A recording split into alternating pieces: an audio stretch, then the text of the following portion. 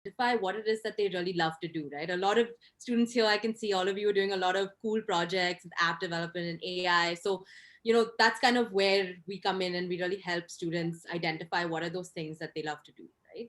A little bit about my background. I grew up in Mumbai. I went to Dhirubhai Ambani International School where I did the IGCSE, then the IB program, after which I went to Denison University in Ohio, where I got communications. But during that time, I was heavily involved with the admissions office, was an interviewer, was a tour guide, helped with coordinating events.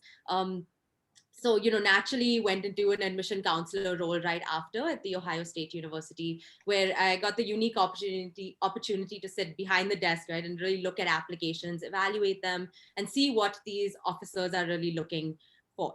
And now I'm here at the Red Pen. So that's a little bit about my background. Arnav, over to you. Sure. So guys, before I get into the process, the application process, I just want to tell you a little bit about our company and what we do. So the Red Pen has been formally a company for over 9 years, although many of my colleagues here, like me, have been doing this for longer than that. We've been a company for 9 years. We have had 6,000 applicants whom we've worked with in that time period. We've had over 1,000 admits to the top universities of the world. Our team is over 70 members strong. They are spread out over 7 global locations and have 9 nationalities. So a very diverse team. And what's not mentioned here is also we have members from every academic area you can imagine. So my own background is in STEM. Rhea's, like she said, communication. We've got people from business.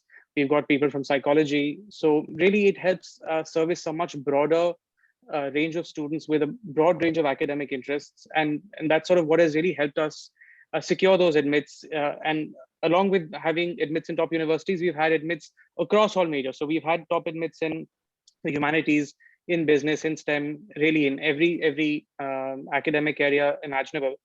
Many of our members have memberships and affiliations with international associations like NACAC, IACAC, AIGAC, and IECA.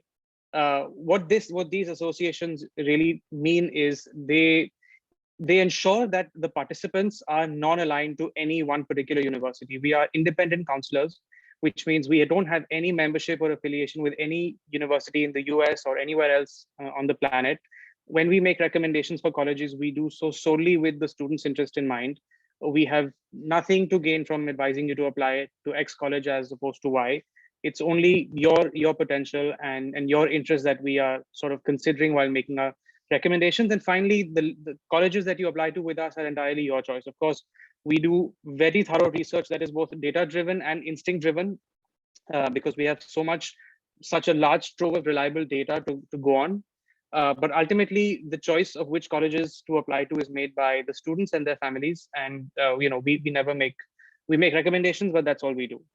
And I think that's one of the ways that we've sort of developed a very strong trust with the students that we've worked with over the years and their families, and that has definitely been crucial in securing those admits, because that trust then sort of permeates into the larger process of college advising when we work on their essays, when we work on their activities, etc.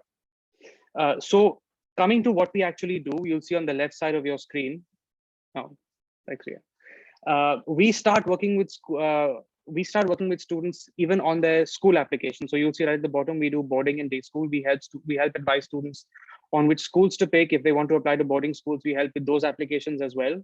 A lot of times, sort of a precursor to applying to college is getting your subject choices right. And sometimes students feel they're not in the right system. They might be in a state board and they want to move to an Indian board. They might be in an Indian board, they want to move to an international board. And we definitely help guide them on that, which board to choose, which subjects to choose. That's on the school side. Then you move to the college side. And the first 2 items you see on that list on the left are early advising and undergraduate. And both of those departments in our company are geared towards preparation for college. On the early advising side, we work with students from the 8th standard to the 11th standard, right till the end of 11th standard, helping them, figure out what it is they're interested in, right? Be that through psychometric tests, be that through introductory online courses, be that through activities with our various service partners. Once they then zero in on that major that they want to apply to, we then help them build their profile in that major. So if a student decides somewhere along the way that, okay, computer science is my calling, and we're going to help ideate coding projects with them. Of course, we do the ideating in-house, but then we have really sophisticated and very strong service partners in the STEM field whom we can then refer them to actually do coding projects, which can range from games to websites to much more sophisticated stuff like research. And that's the same story in be it in business, be it in economics. Once a student in our early advising program decides that this is that they are sure about wanting to pursue a particular subject, we then make recommendations and help build their profile up and really make it stand out. Because as we all know, especially in the US, that component of your application is crucial. Once you get to the 12th or just about the end of the 11th, somewhere anywhere from January to April of the year that you enter 12th, then you get transition from early advising into undergraduate. And from that point on, it's sort of more focused on your college application. So that is, selecting your colleges, shortlisting your colleges, and of course, the main thing that we're involved in is the essays. That's, our calling card. Our most well-known expertise is in the essay writing space, and that is long. It's cumbersome. Of course, I'll get to that in the next few slides. So the undergraduate part is really finalizing your college list, drafting your applications, drafting your essays, sending them up, doing a lot of extraneous stuff like demonstrated interest, where we help you let a university know that you're interested in them. Of course, once you submit the application, there's a lot of follow-up that needs to be done, which we help you with as well. So that's on the undergraduate side. We also have postgraduate services where we help current college students or recent graduates when they want to apply to graduate school. And we do the MBA, of course, where we help students who want to apply to business schools for an MBA. That is a standalone because it's, even though both are in a sense graduate schools, MBA, the process that the MBA applications entail is quite different. So it's a different vertical with a different set of expertise. And many of my colleagues, all of my colleagues on the MBA team have secured MBAs themselves, and they have all the expertise in the world, just as my undergraduate colleagues and my postgraduate colleagues do in their respective domains. So that's a little bit about what we do. Rhea, if you can just switch to the next slide. So broadly, we're going to cover three topics in this discussion that we have today, right? The first is sort of a snapshot or an overview of the application process. We're going to tell you the different components that universities evaluate while looking at your applications. And of course, these vary ever so slightly from region to region. So whether you're applying to the US, Canada, the UK, or India, the sort of the way they look at these components might be a little different. One region might give more weightage to academics than the other. So we'll guide you briefly through that.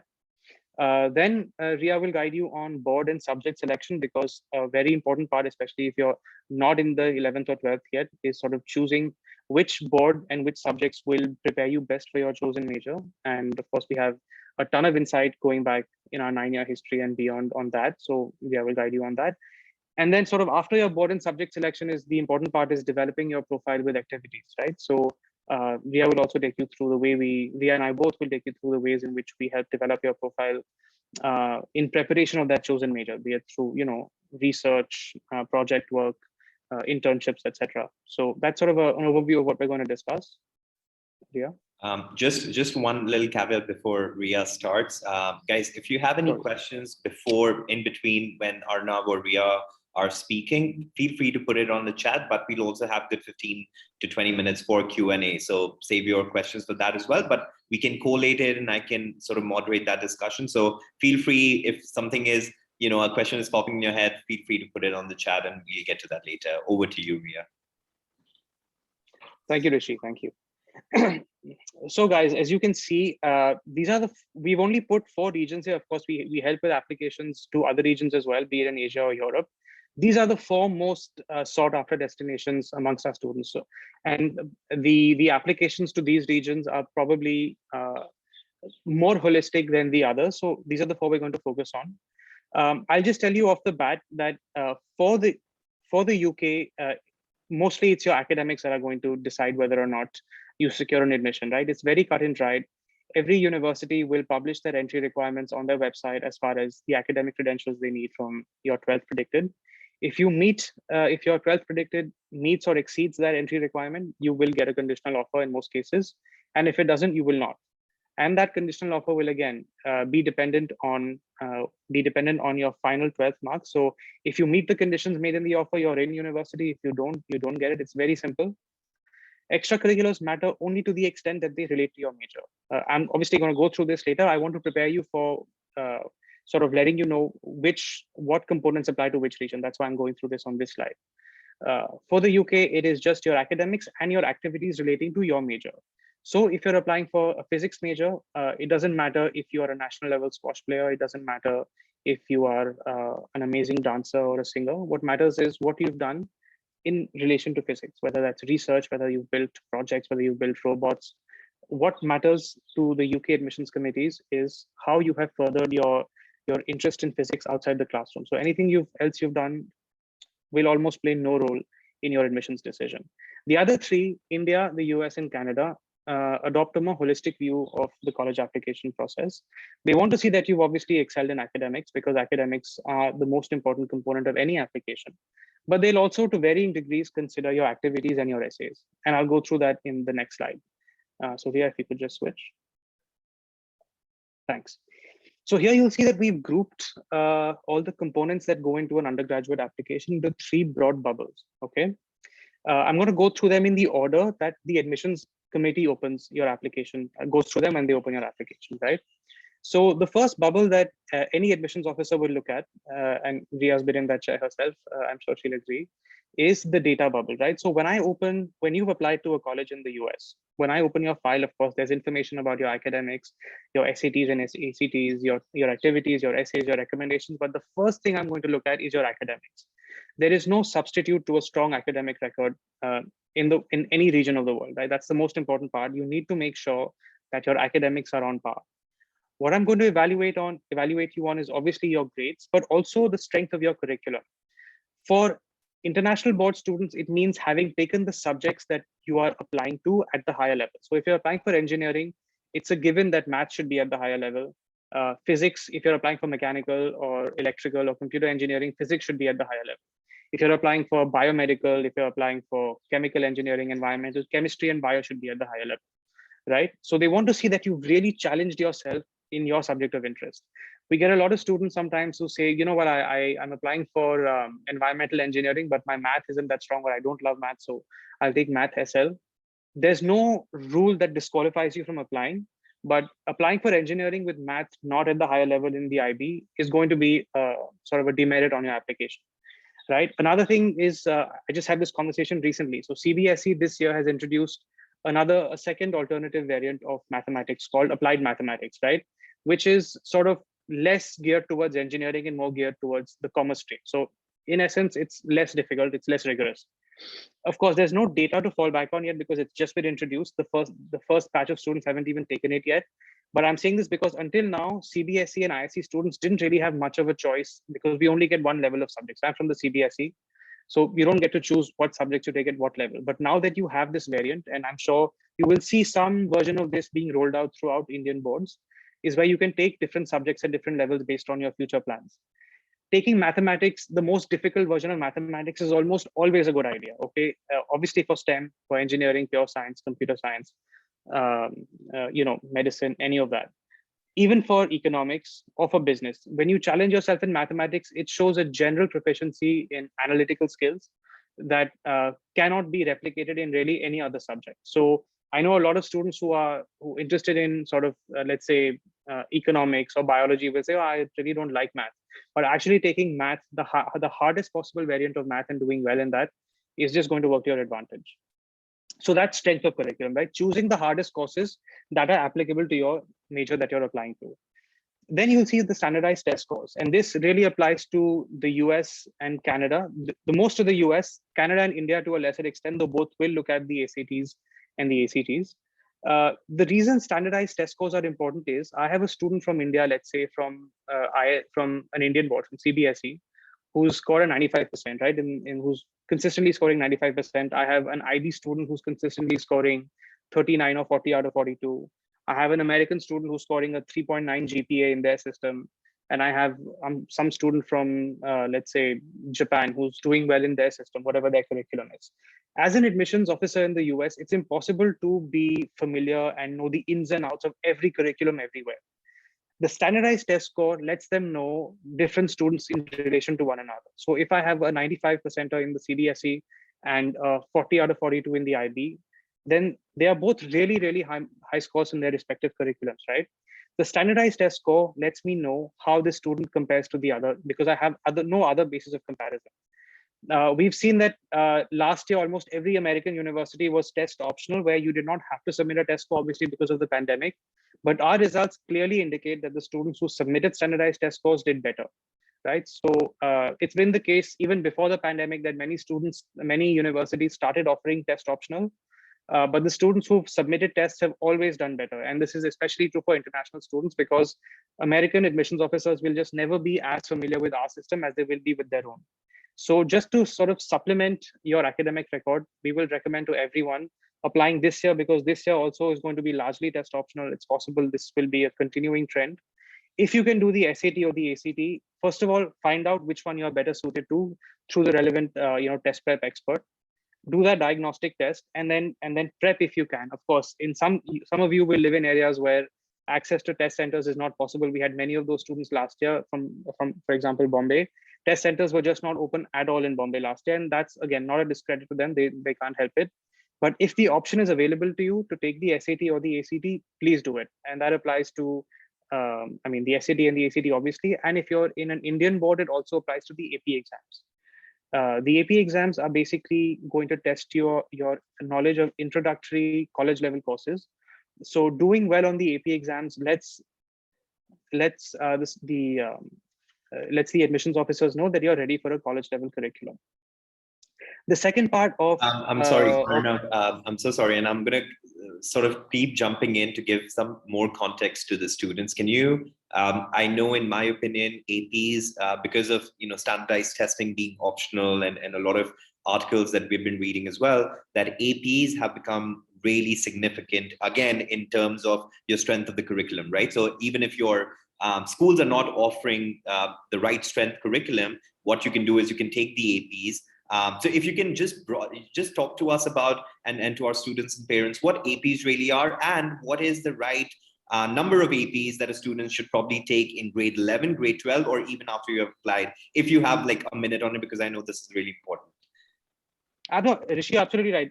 Thank you for the question. The APs are absolutely essential. Actually, Rhea is going to be getting into detail about them in the subsequent slides. So I'll just briefly touch on them. Yes, Rishi is absolutely right. The APs, especially for an Indian board student, are very important. The number varies. I mean, we would say anywhere from 2 to 4. Rhea will get more into sort of what they test you on, what their significance is in the college application. But to briefly answer Rishi's question for all the students and parents listening, yes, the APs are very important, and they can play a large role, especially in sort of this climate where academics are uncertain because of online learning, etc. Rhea will tell you more about those. So, just a few more minutes for that. Thanks, Rishi. So once now that this rounds out the data bubble, right?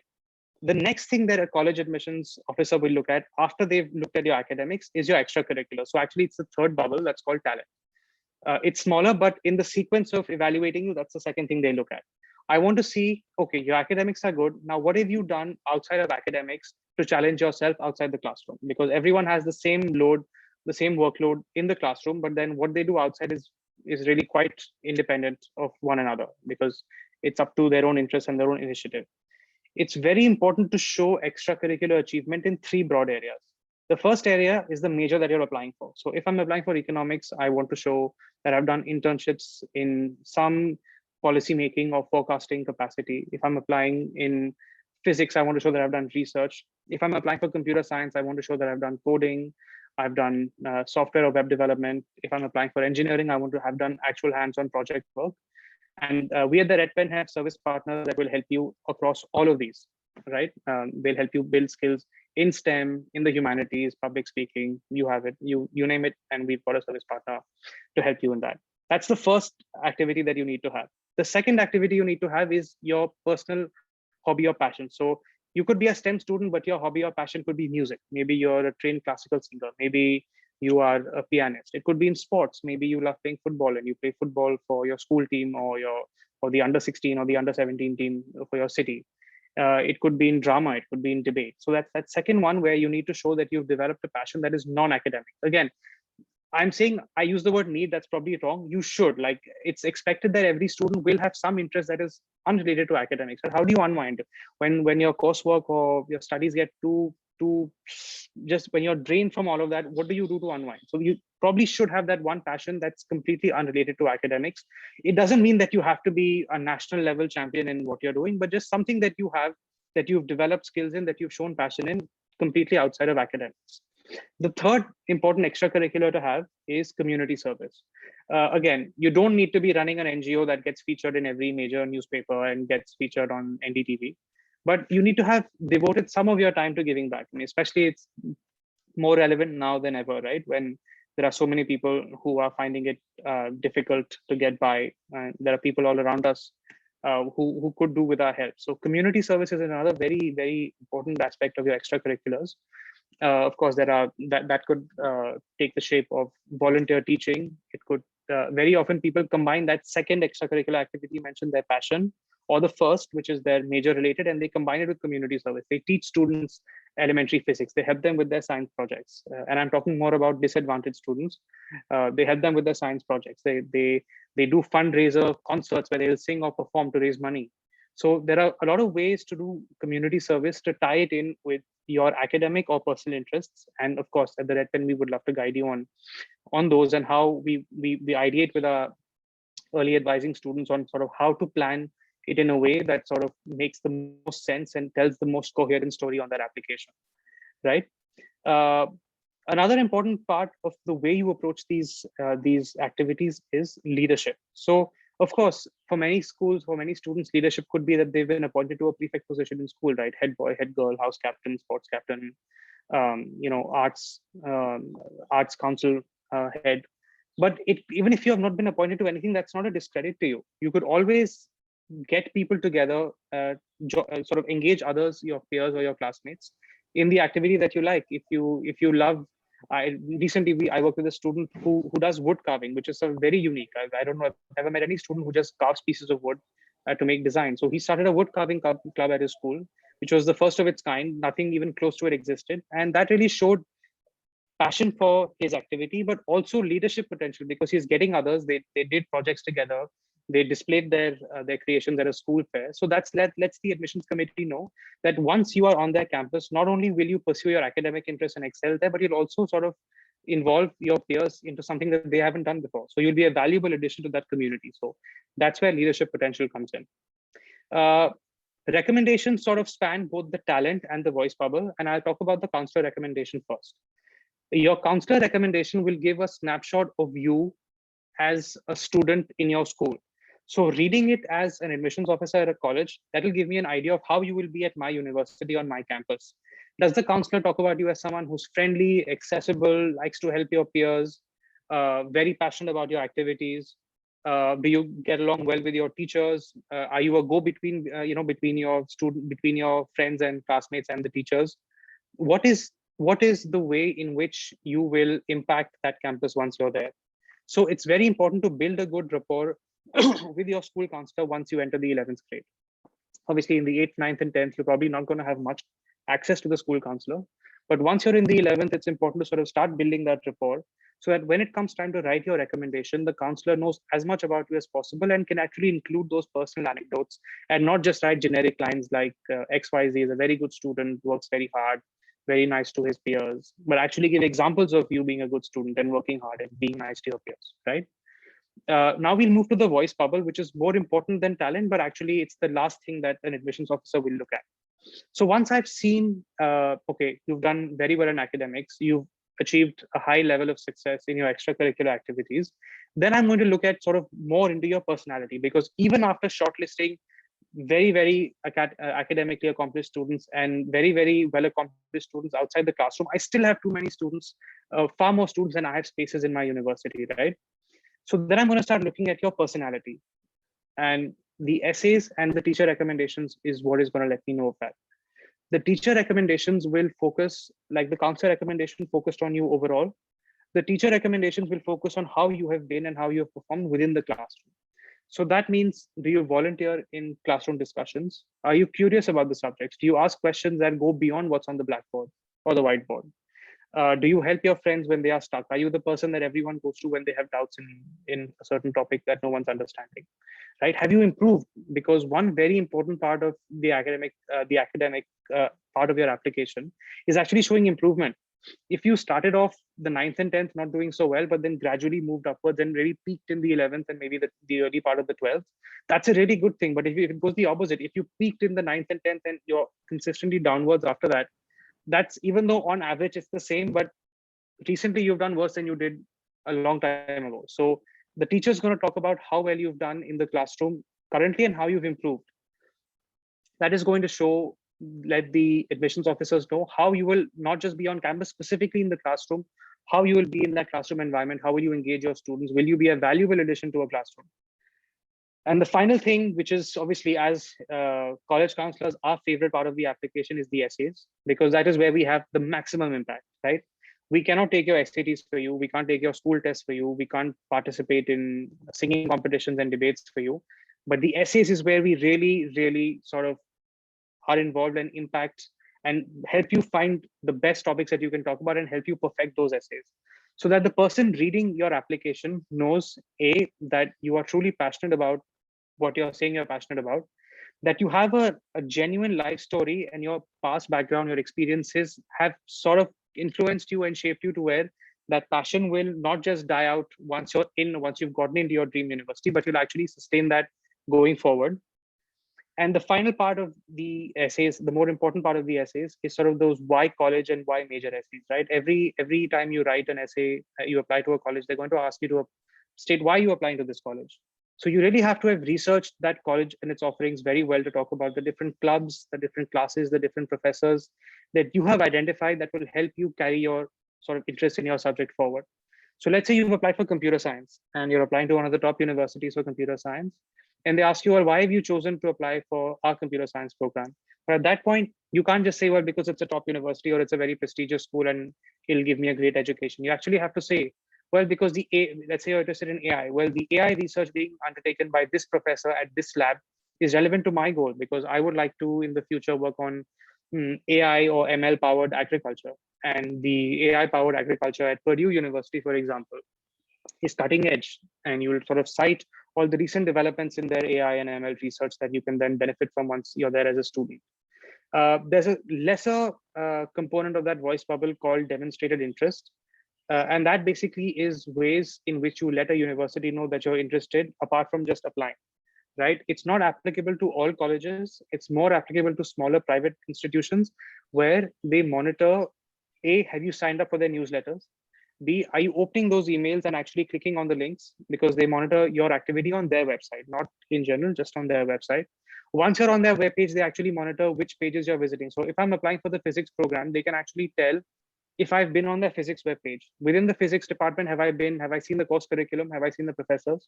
Have I visited their research page? They can actually track all your activity on their website.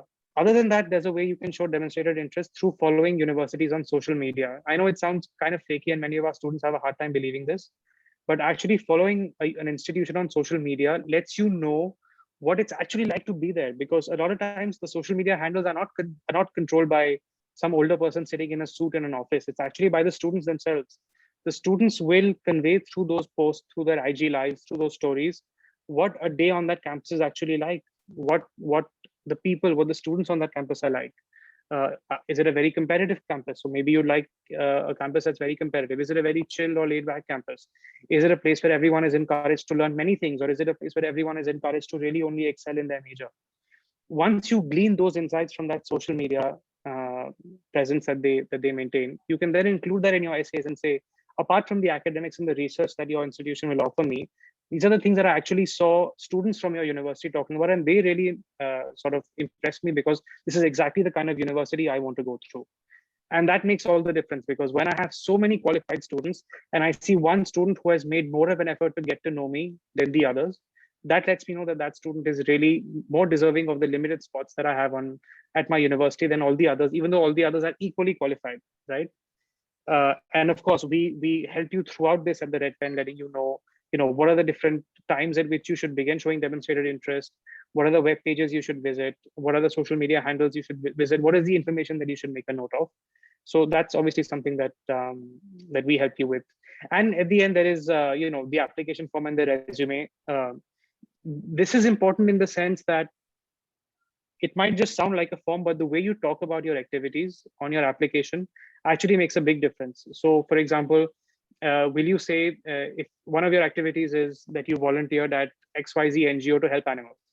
One person might write, worked at this NGO, worked on helping animals 2 days a week. The other student might actually write about the work that they've done with the animals and give more detailed information. So that's actually what makes a difference, and we love to actually work with our students on that part of the application as well. So that, I mean, mostly rounds out the components of the global application. I will turn it over to Rhea now, and I guess she'll take you through the profile building part of it. Okay, thank you so much, Arnav. That was, I'm sure, very informative, and I can see a lot of questions coming through. So we'll definitely take them at the end. So thanks for kind of, helping understand, what it is that these universities are looking for and how you can kind of start planning a little bit early on, right? So let's start with talking a little bit about board and subject selection, right? And number one, board selection. So something to keep in mind is that your subject selection is a lot more important than your board selection, right? Whichever board that you pick, you can still have all of your options open, but the subjects are really what these admission officers look at very through like a more nitty-gritty lens, right? So when you're approaching your board selection, however, there are a couple of different ways that you can, identify what is the right fit for you, right? So number one is, of course, your learning style, right? Are you someone who maybe likes rote learning or likes to process large amounts of information? Are you someone who likes more analytical learning or writing essays, right? So based on that, you can kind of identify whether it's an international board or an Indian board that is a better fit. Additionally, also thinking about your future educational goals. If someone knows 100% that they want to go abroad for their undergraduate education, then maybe it makes more sense to do an international board that will prepare you for that type of learning, right? Whereas for an Indian board, for a student who maybe knows that they want to keep their Indian options open, right? Maybe wants to look at traditional routes, then maybe an Indian board makes more sense. So keeping those two things in mind, you can identify which board is the right fit for you. Okay, so here are a couple of different options for grade 11 and 12 curriculums. So of course, ISC and CBSE are both Indian boards. IBDP, which is the International Baccalaureate, and A levels are both international boards. So the ISC and CBSE are actually quite straightforward and very similar in the way that their courses or their curriculum is laid out. So number one is that you have to take English, and then you have to take 3 to 4 electives within a particular stream. So that's a science, commerce, or humanities stream. And then for CBSE, you can take a 5th optional subject, which can be, school specific depending on what your school offers. It can be like economics, computer science, a second language. So students can pick that 5th subject.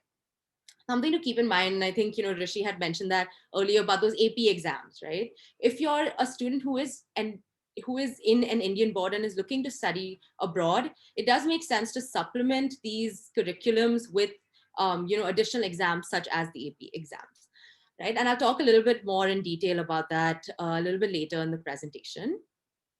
So that's a little bit about the Indian boards. In terms of international, the International Baccalaureate is definitely the most rigorous curriculum in the world. It really focuses more on breadth rather than depth. So it kind of mimics that liberal arts style of learning where, students are able to do many different subjects and learn kind of across the hand, right? Like interdisciplinary learning. So students have to take 6 different subjects, 3 at a higher level, 3 at a standard level. So you take English, a foreign language, a social science, and a science and math. And then the 6th group can be either arts or any subject from that social science or science category, right? On top of this, there are 3 different components that are added to the 6 subjects that you take. So the first one is theory of knowledge. This is essentially kind of like a critical thinking course where it helps you, think about, why things are the way they are, right? It's a little bit more philosophical. Your extended essay is the second component, which is essentially a 3,000, 4,000 word research paper that students have to write in a particular subject that they're taking in the IB, right? And then lastly is CAS, which is creativity, action, and service. And essentially this is, about personal growth outside of the classroom, right? So the IB is telling you that it's important to, of course, learn within the classroom, but also outside of it. So that's an overview of the IB program. The next thing is the A-levels. The A-levels is kind of the opposite of the IB in that it focuses more in depth rather than breadth. So students take lesser amount of subjects, about 3 to 4, and they go more in depth within those subjects. So I would highly recommend an A-levels for a student who maybe knows exactly what they want to do and wants to really focus on those 3 to 4 subjects that they really enjoy, right? Whereas an IB to a student who maybe wants to keep their options open, is not really necessarily sure of what they want to do. And on top of that, for the A-levels, you also have an EPQ, which is an extended project qualification. And this is similar to the extended essay in that it's a 5,000 word dissertation that students have to write on a particular topic.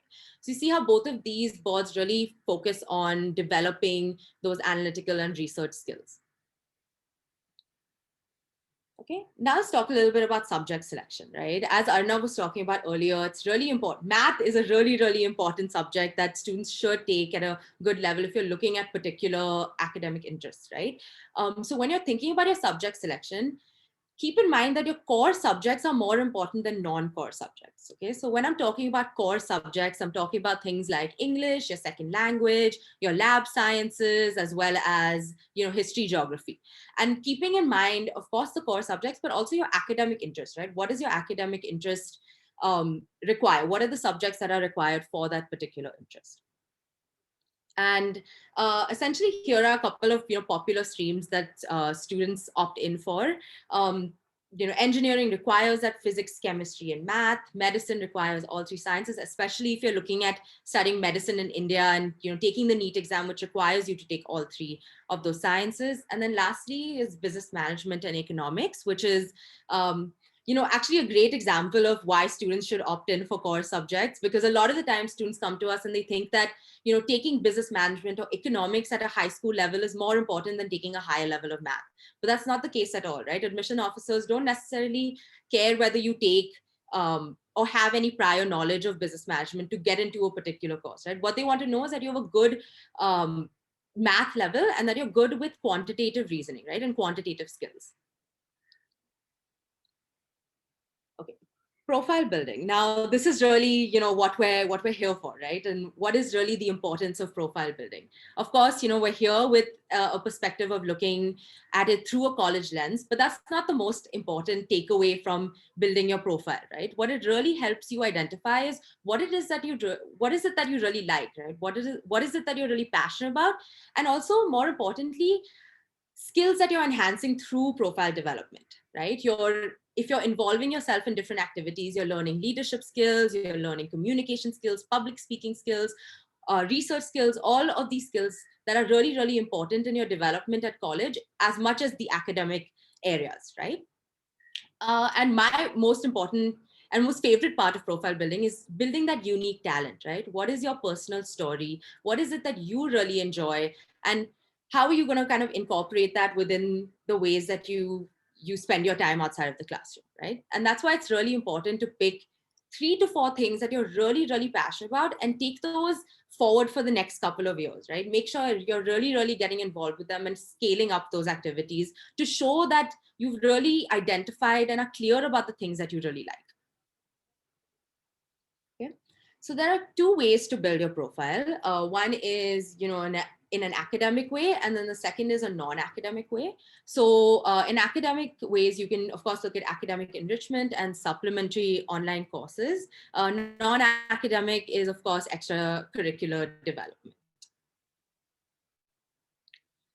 So when we talk about academic enrichment, the advanced placement exams are a great way to academically enrich your profile, right? They are essentially college level exams that students can take that are in a particular subject or subject area. So there are 38 different APs that students can take, from anything from AP Art History to Microeconomics to AP Physics, or an AP Stats, right? There are APs in all type of subjects. So why do students really take these AP exams, right? Number one is, of course, to add rigor to your curriculum. When I talk about that, we were talking about students who take that Indian board. Sometimes their math is not recognized as a higher level of rigor, right? Or if you're picking a particular stream like a commerce stream, you're dropping the sciences. So to show the rigor that you still have that level of science, especially for US or Indian liberal arts university, it makes sense to maybe take an AP Physics just to show that you're still taking that science, or taking an AP Calculus to show that you can handle the college level rigor of a math class in college, right? So that's one reason. The second reason is, of course, that these AP exams give you college credit, which will go towards your college graduation. And thirdly is to show diversity and exposure within your curriculum, right? For example, I had a student who was really interested in psychology, but psychology wasn't offered through her school, right? She wasn't able to take it. So she actually took an AP psychology course outside. And so that way she was still able to explore that topic, and still focus on the important subjects within her school. The next thing is standardized testing. I think Arnav talked about this a little bit about, one not being important over the other. I think that's really important to keep in mind. The SAT and the ACT, they're both just as important. And really how you should identify it is by taking that diagnostic test, right? Taking a test that's an SAT and an ACT test, and then figuring out whether one is more in line with your testing style. Then prepare over the summer between 10th and 11th. And then in the 11th grade, make sure that you test early, so that way you're not waiting until the end in your 12th grade when you have college applications, essays, all of your really important final assessments, so you're not too overwhelmed. Okay, so timeline is really important when it comes to standardized testing. And then thirdly is exams. Now, these are competitive exams that students can take in different subjects. I mean, the AMC and the UKMT are some competitive math exams. There are Olympiads in math, English, science. There are a lot of different options that students can opt in for in terms of academic enrichment.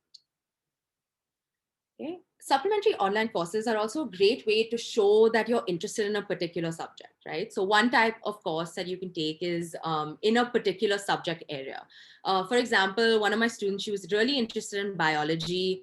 And in the 10th grade, she realized that, she was really interested in genetics, but her curriculum did not, go in depth within genetics. So she really wanted to explore that a little bit further.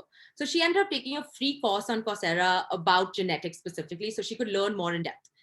Right? So that's one type of online course. The second is pre-university courses. So these are essentially, courses that you can take via universities. So they offer them for high school students, but they're college level courses. So they really are a great way to show that, again, that you can handle college level rigor, right? That you're able to do well in a college level class.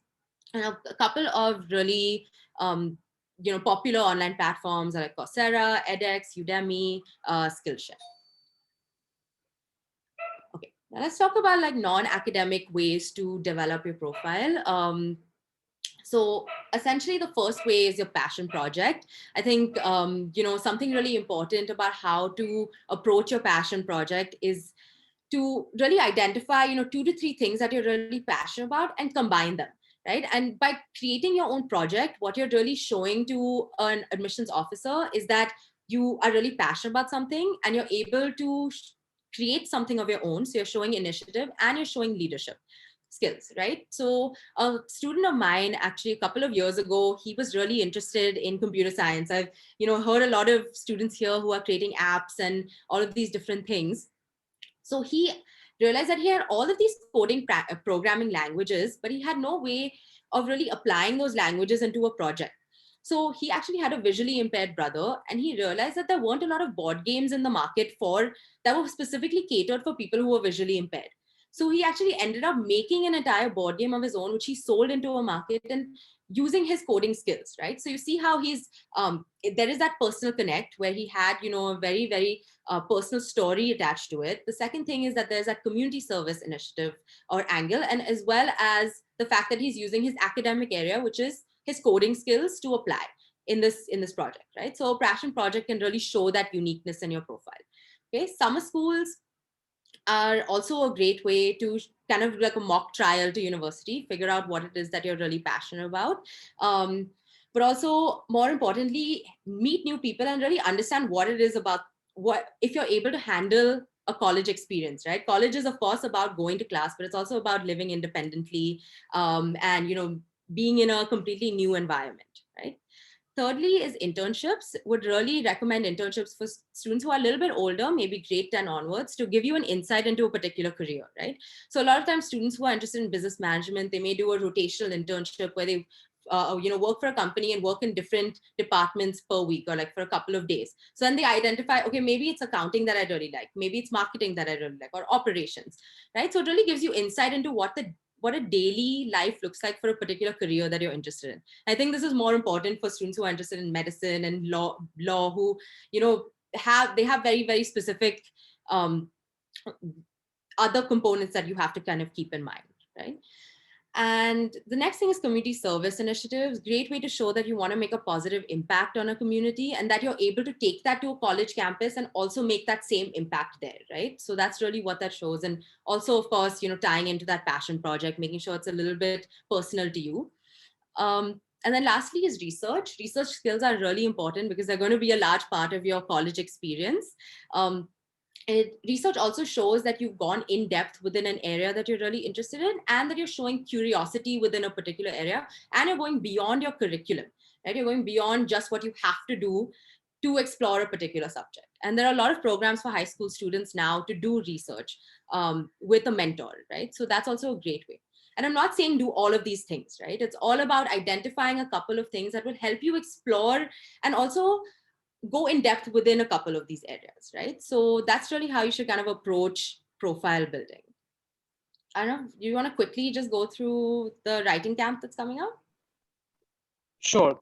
Thank you, Rhea. So yeah, guys, the Red Pen will be conducting a writing camp for the summer aimed at grade 9 and 10 students.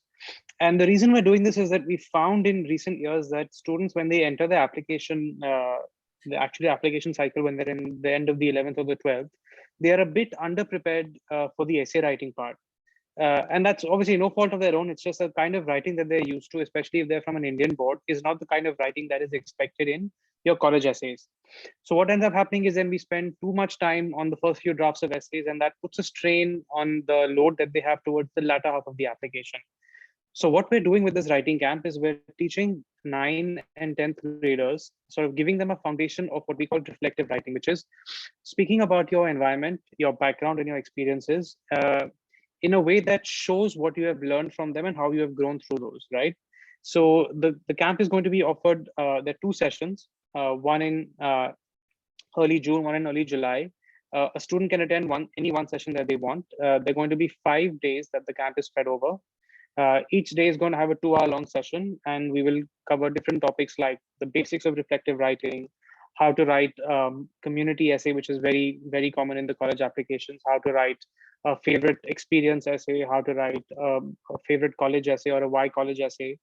And that's going to be conducted by Kim Dixit, who is the co-founder of the Red Pen and has actually taught writing at Stanford University. And by me, I've obviously been doing this, working with students' college essays for over a decade now.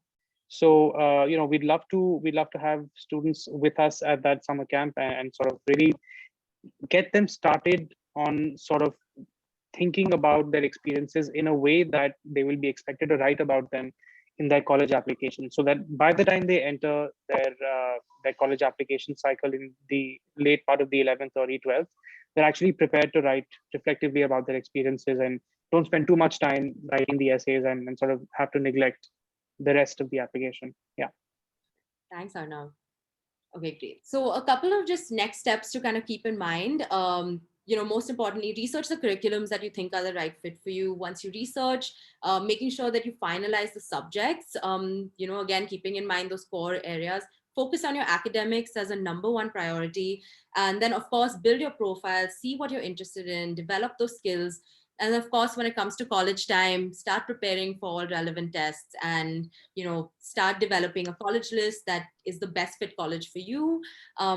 And yeah, best of luck on this journey. Just really quickly, I'm going to go through our Red Pen mentorship curriculum and how we kind of support students with this entire process. I know it's a little bit overwhelming, especially when you have so many different things going on. So here at the Red Pen, we essentially, connect you with a mentor who will work with you one-on-one over, the next couple of years until the end of your 11th grade, and will help you kind of create a action plan that will help you develop these different profile elements, right? First of all, identify what are those two or three things that you're really. Rhea, I'm so sorry to break your flow here, but can we, what I'll do is, of course, send this sort of the last details and about the Red Pen sort of writing fair to all the students in an email with some listen. So if you could sort of come back to the questions a little bit, and I'll let you finish. You have 2 more minutes, so you can sort of just finish up and wrap up the presentation. No, honestly, that was mainly what I was going to talk about, is just kind of, how we support. We'll be sending you a summary with everything that we've kind of talked about, and let's open it up to questions. I know there are a lot.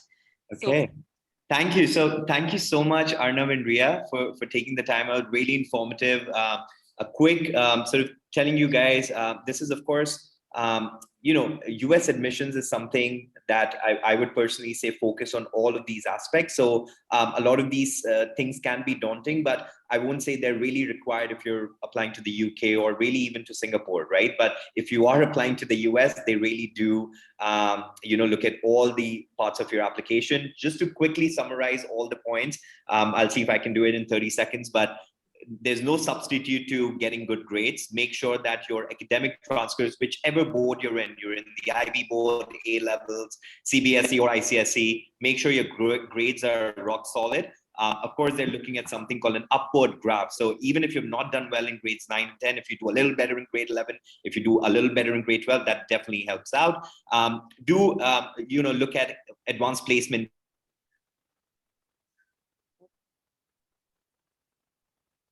Is he frozen just for me? For everyone. No, actually. I was wondering if it's me. I think Rishi's frozen. Yeah, I think he's dropped off probably. I mean, we can get started with questions. Yeah. Yes, Nainika, you want to go? I'm in 11th grade CBSE right now, and by the webinar, like I have attended the whole webinar, and I'm really interested in the last slide you were just showing for the mentorship program or whatever it is, like having a mentor for guiding me. But as you said that you're going to work for 3 to 4 years, like from 8th grade to 11th grade end.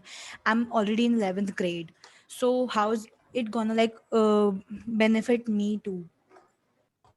Yeah, so I think that's a great question, right, Anika? And I think that at whatever point you realize that this is something that you want, you can identify it and start that. We actually offer, combined packages as well for students who maybe want to, do a little bit of that profile building a little bit early on and go directly into your undergraduate package, right? So we can, if you want to just email us back when we send you the summary of the call, we can always, talk about how we can specifically cater something for you.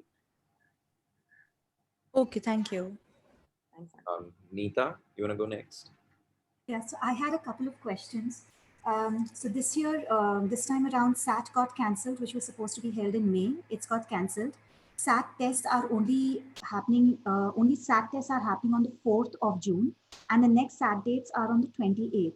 Now, in case if the child is not able to give the SAT, then what happens? I know colleges are giving them the option of test optional, but giving a SAT exam is always better as a standardized procedure. Then in those cases, what does a child do to make sure that his or her application is being considered also?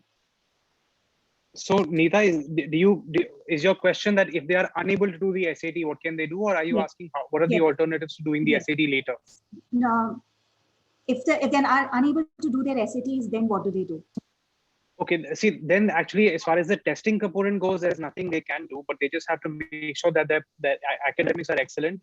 and that they work on building their extracurriculars as much as they can. Of course, we and of course admissions officers are always going to be sympathetic towards the fact that this is an environment in which it is entirely out of the student's hand. No one is going to be penalized, right? Especially when if you're from a city like say Bombay or Delhi, where it is well and widely known that centers were shut throughout last year.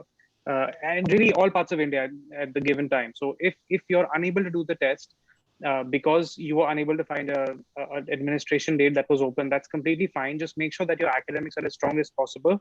And we also recommend to our students that they mention in the additional information part of their applications that I was registered and prepared for the SAT on these dates, but due to closures, I could not take the test.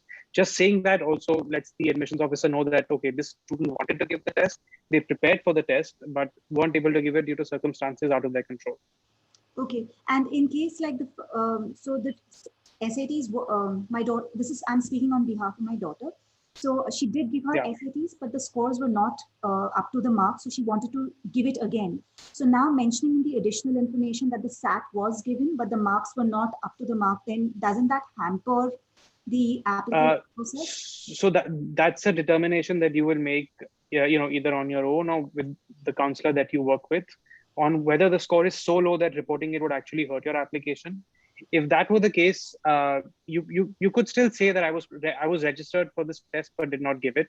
You're withholding a score which is perfectly within your right. It's not required to disclose your score if you say that I was doing a test and I didn't do it. But it could be that the score was not up to your expectation, but still not a bad score, in which you could report the score and still say that I was going to improve on it on this day, but I couldn't do it, and that's fine too. All right.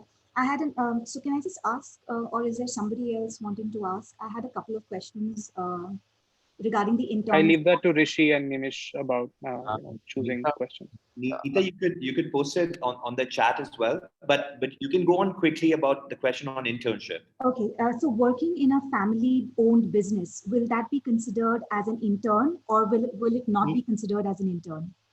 Yeah, so we and I personally have worked with a bunch of students who've written about working in a family-owned business.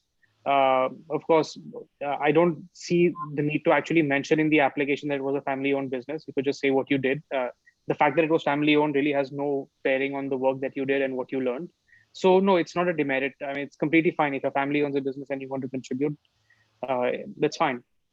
And what you can do, Nita, is that, of course, what happens is out of a lot of these internships, you are also getting a recommendation letter, right? So till the time your own father or someone in the other department can write their recommendation, that always, of course, helps a lot way rather than your own mother or father writing that recommendation letter. Okay, all right. That was my next thing, because when the recommendation letter comes in and when they sign and they see the surnames being exactly. that was my thing. Exactly. So that's what you need to just refrain from. But other than that, till the time you can show good quality work that you are doing from various internships, it wouldn't matter whether it's a family-owned business or not.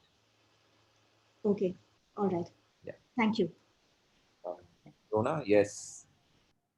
Sir, I have a doubt regarding the APs. So I have missed the date to enroll for the APs last year, and I will be submitting my UCAS application this year in October. So are there any other competitive exams that I can give to improve my profile? And sir, I'm currently studying in Delhi Public School Archipuram, so that's the CBSE board. So does that act as a disadvantage compared to other students who are studying in IB or the other curriculums? No, Drona. I mean, look, no student is going to be sort of penalized for choosing one board or the other. Of course, there are many cities in India where there's no IB or international board even offered, so it's not going to be a disadvantage to you. As far as the AP goes, obviously, I think I'd mentioned this on one of your questions. I was under the impression that you've just completed the 10th and gone into the 11th, but you have completed the 11th and gone into the 12th. Yes, sir. So, okay. Yeah, go ahead, Rishi. I was just saying, don't worry, Drone, even if you've not taken the APs this year. Yes, maybe when you're applying to the UK colleges, it won't matter so much, but still there is the next. And, again, you can at least show in your college application that you will be taking APs, but still count for something. Of course, later on, how you do in them would matter, but of course, you've not missed that chances. So if you are applying to the US still, you still have the next May APs, to go and take those college credits if needed. Right. So, sir, I have one more question regarding US admissions. Sir, or like or like I have a doubt regarding the SAT. Like I gave the diagnosis test, so I scored pretty low marks in that. So, should I actually try on giving the SAT because I also have a competitive exam for the UK? So, should I just focus on that and not give the SAT and or focus like the entire application on my like on my school grades, or should I like give the SAT Rohan, try? that's a very personal question. What you can do is just give me, you have my email address, just write an email to me regarding these questions, can work on it. But see, if your focus is the UK admissions, of course, the SATs don't really matter. The ACTs don't really matter. So that, then you can just focus on your academic sort of qualifications. But of course, if US is a big, a big destination that you are looking forward to, because of course, there are so many colleges as well to choose from, right? And if that's the case, of course, taking the SATs or even ACTs might work better and in your favor. But just as parting words, what I would tell you to do is just search for some of the colleges that you are applying for. Maybe they are totally test optional, right? And they do, right? A lot of admission officers do stress that fact. I know Arnav talked about that. Yes, taking the SATs is much better than not taking them. But some admission officers and colleges really tell you that, listen, no weightage is going to be given to the SAT testing at all. So just make sure that you research on your colleges and see if they do want to take the test or not. Excuse me, I have a question. I want to do LLB from UK, so which tests should I take?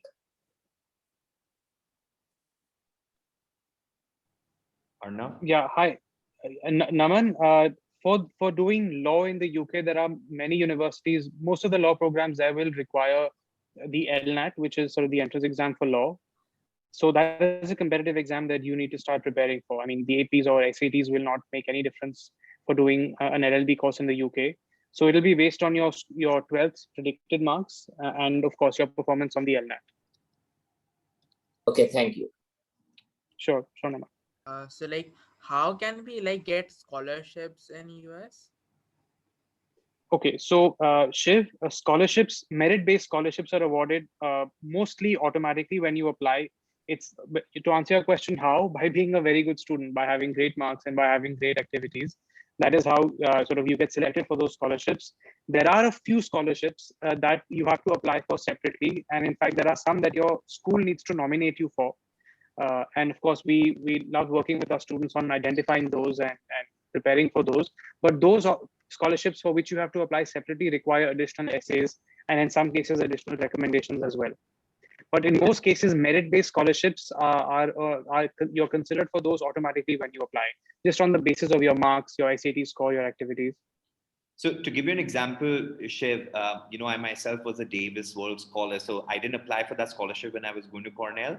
They just sort of offered it to me, but there's also something called the need-based scholarships, right? So for that, as Arnav was saying, you might have to give a lot more documentation. You might have to submit your tax returns, your parents, your cumulative family's income and all of that. And if you do sort of come into that range, but to give you an example, there are very few colleges, Shiv, being really honest and transparent, I would say maybe 3 to 4 colleges who really follow that need blind admissions for all international students, right? Maybe Harvard, Amherst, Princeton, and a few more colleges who do that. Other colleges like Cornell, which are Ivy Leagues, do offer need blind scholarship to only American students or American citizens, right? So it's very important to know that. But yes, again, one thing I often parents is that, and you might have to go down. So if you're applying to Harvard, maybe you won't get the merit scholarship, but if you go down the rankings, right? And it's not a good thing to say to a student or a parent, but once you go down rankings, and if you're a really good student for that college, you might be eligible for a lot more merit scholarships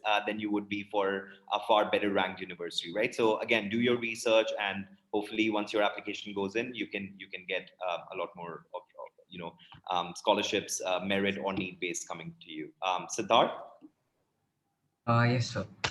Sir, I wanted to ask that I do not plan to join in many Olympiads because there are no Olympiads offered at my school, and only one Olympiad is there, which is SWF Olympiad. So there are no international Olympiads participation at my school. So I plan to create projects including coding and AI. So would that count as a extracurricular achievement? Yeah, I can answer. Yeah, absolutely, Siddharth. Sure, yeah, please go ahead. Okay, no worries. So, Sat, there's no, like I said, there's nothing that you have to do for your profile, right? If you don't have Olympiads and they're not available at your school, that's completely okay. So, like you said, if you're, if there is a project that's really personal to you and you want to develop that, going into depth in that is good, right? And really, what they want to see is like those technical skills that you have to build, right? Especially if you're looking at some of those engineering and computer science type of majors. It's really important to show that technical skill and that you're doing that more than making sure you have to tick a couple of boxes, right? And also keeping in mind that even though your school may not offer some of these Olympiads, you can register for them individually or independently. So you can also look at that option as well if you want to do a little bit of research and find a couple, like the AMC that I was talking about, the CEMC exams, which are administered by the University of Waterloo. These are all independent exams that you don't need school's approval to sign up for. And there are a lot of, Siddharth, and just Google is like such a good tool. I mean, just if you Google a lot of these national competitions or things that you can participate in, there's a ton of those competitions happening every year, every month, right? So sign up for some of those and see how you do, and take it forward from there. Thank you so much. Before we move to the next question, I think a lot of students want to also know, Rhea and Arnav, as to like details about the writing program that you guys were talking about. How can they get that information? Maybe you want to put that a link. So what I'll do is, guys, everyone who's attended the program, we will be sending out an email regarding the writing program to all of you, moving forward. So you'll all receive an email from us, and I'll CC Rhea and Arnav in that email. So don't worry about that right now. Hopefully, any other questions that you might have about the writing program, you can directly then sort of email Rhea, Arnav, and the Red Pen regarding that. Any other questions on your profile or anything else? I think Nirjara has a question. Yeah, I actually do. So like in terms of like majoring in an art or design stream, so like for your portfolio, what like if you have participated in art competitions and all, like does it help in building your profile? Yes, Nijara, it does help in building your profile. Also, there are companies that actually will help you put together a portfolio you can submit with your application. So comparative success is on one side, but when you apply for an arts program, it's not just the fact that you won competitions. The admissions committee or actually the arts department will actually evaluate your work. So you will need to put together a portfolio that you submit. So if it's, for example, if you're applying for music, you'll have to submit a music portfolio of yourself playing the instrument that you play. Or if it's actual art or painting, you'll have to submit an art portfolio with those works on it. So it's not really the competitive achievements that you'll be evaluated on as much as on the actual artwork that you submit. Okay, thank you so much.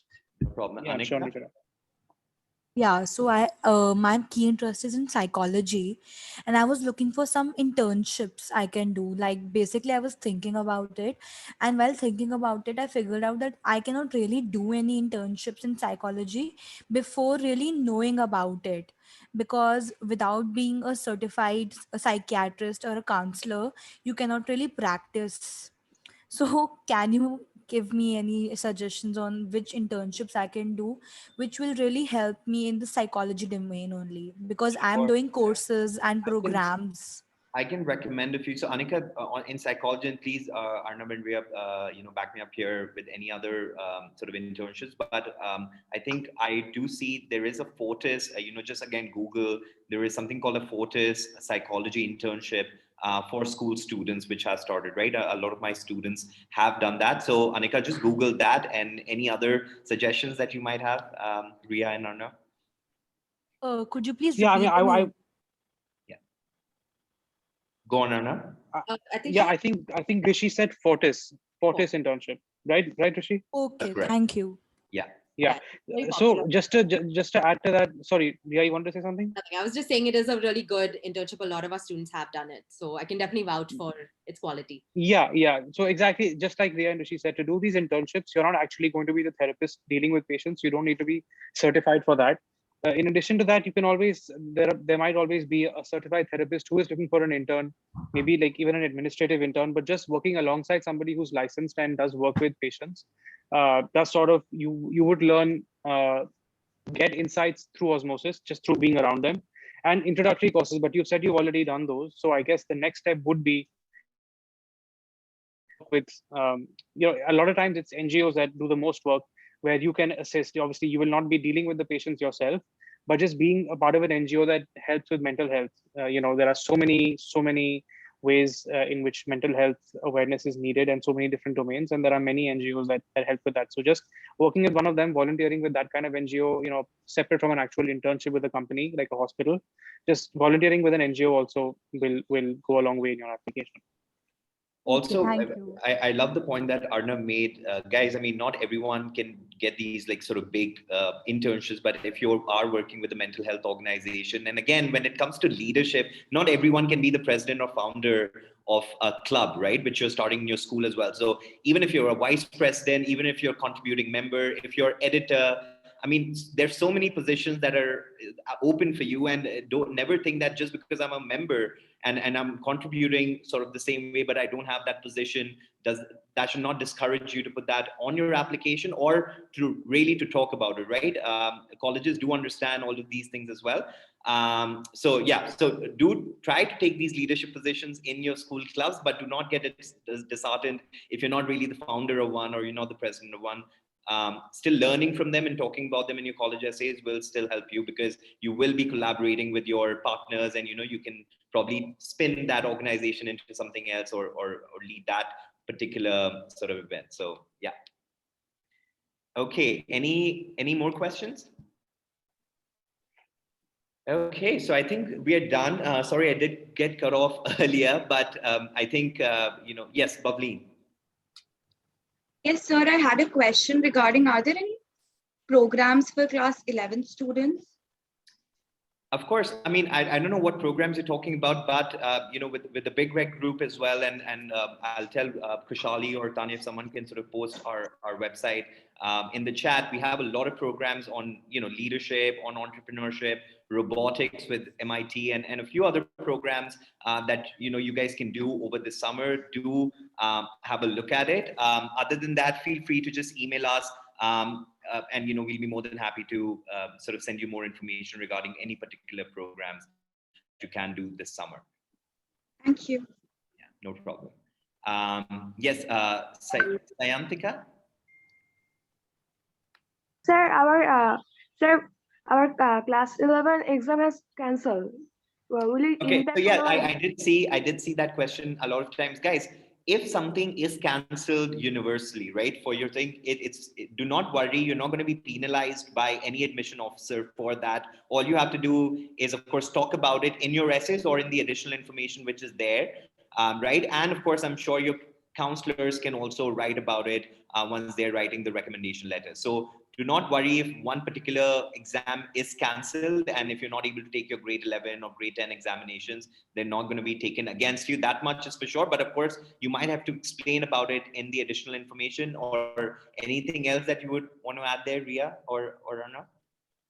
No, I back you up 100% there, Rishi. Anything that is out of your control, students, whether it's an exam cancellation, SATs not being available, you living in a small town and then not being internships, anything that you could not control is not going to be held against you. So just always ask yourself that question: could I have done something about this? If the answer is no, you cannot make your CBSE class and exam happen if the board is cancelled. So it's never going to be held against you. क्यों निकल रही है अभी? Okay, sorry. मैं पहुंच गई इसके घर पे. Okay, sorry. I'm just going to mute her. Okay, we're going to take the last question, Garbika, and then we're going to sort of end this discussion today. As Rona asked, are there any internship programs for law students? So I just wanted to ask that if I can shadow a lawyer as a high schooler. I emailed some of the lawyers in my city, and a couple of them replied too, but they asked what are my qualifications, and I was just wondering, what should I write? Just what you should write is Garbika, that number one, you're really passionate and enthusiastic about learning. Number two, of course, you should be talking about how you're good at research. Hopefully you are, and you can read read a lot, you're a voracious reader. These are some of the skills that hopefully, listen, we all understand, I get a lot of high school interns as well. 2 of them are working with me right now. And we do understand that you will need some training wheels. And then a lot of people think that, oh my God, high schoolers are more pain then they will be able to help out. But if you are consistent with your demands and you tell them that, listen, we really want to learn, and these are 2 or 3 ways that we can contribute, start slow and steady, and hopefully, instead of writing to maybe 10 lawyers, Garvika, write to 100 lawyers, and hopefully, one of them will come through. So persistence is the way to go with a lot of these internships. I don't think I can sort of speak more on that. Definitely back that up. And with law and things like that, you can also look at like if there's personal connection or like a business that where you can work in like the legal department. So that way you're still getting that same kind of experience of like understanding what like the legal field is like. And also additionally, I think I put it in the chat, there is a great internship program by Investin. So I've put it in the chat if anybody wants to take a look. So they also offer programs for students who are younger, who may want to, experience what it is to be a lawyer. So that's also a great option. So, okay, on that note, would again love to thank Rhea and Arnav from the Red Pen to come here, spare the crucial Saturday afternoon with us. Guys, again, to just recap, I love these recap exercises, but I always say to all the students, be a jack of all, but a master of one. Okay, for me, I used to play squash for India in the juniors, and that was my ticket to an Ivy League college as a recruited athlete. But at the same time, I did have other things that I did. I did a research project on game theory, where I went to Poland to, represent, sort of talk about that project, and then talked about it in my college essay. So do a lot of these interesting things. I know so many of you are already, doing it, but make sure that there is one skill set that by the time you reach grade 10 or grade 11, you're really focusing on that. When you talk about community service as well, not everyone has to teach mathematics or sciences, disadvantaged students or underprivileged students.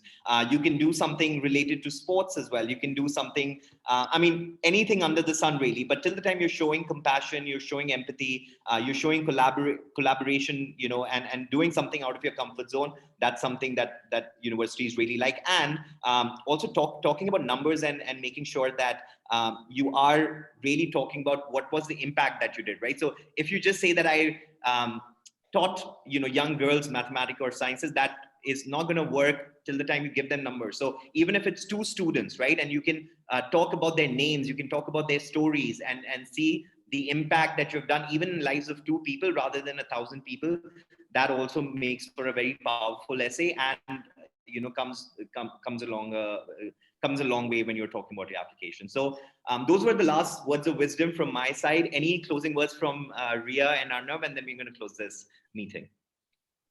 Just thank you, Rishi. Thank you to everyone who joined us today. It was a great experience. We always love interacting with students, and the Q&A is probably our favorite part, because the initial part is the same for whichever presentation we do, but it's the Q&A where we really get to see a unique set of students each time. It was lovely fielding your questions, and hopefully we'll see more of you. You guys in the Big Red group, obviously, and a lot of these students who we've interacted here with today. We'd love to see you again at maybe the writing program or somewhere down the road as a Red Pen student. Perfect. Okay, guys, thank you so much. Hope to see you guys. Excuse me, I have a question. Naman, we'll have to lock it down today. I'm so sorry, but it's just a question for you. It's just a question for you. Sure. What's the next event in Big Red Group? Just wanted. We have a lot of events happening. We have an entrepreneurship program end of June. We have 2 robotic studios with an innovation school in Boston, which is my favorite. So definitely have a look at that. We have something on health wearable tech and something on biomimetic motion. So, your Fitbits, your Apple Watch, if you want to design one, what goes into designing a health wearable product.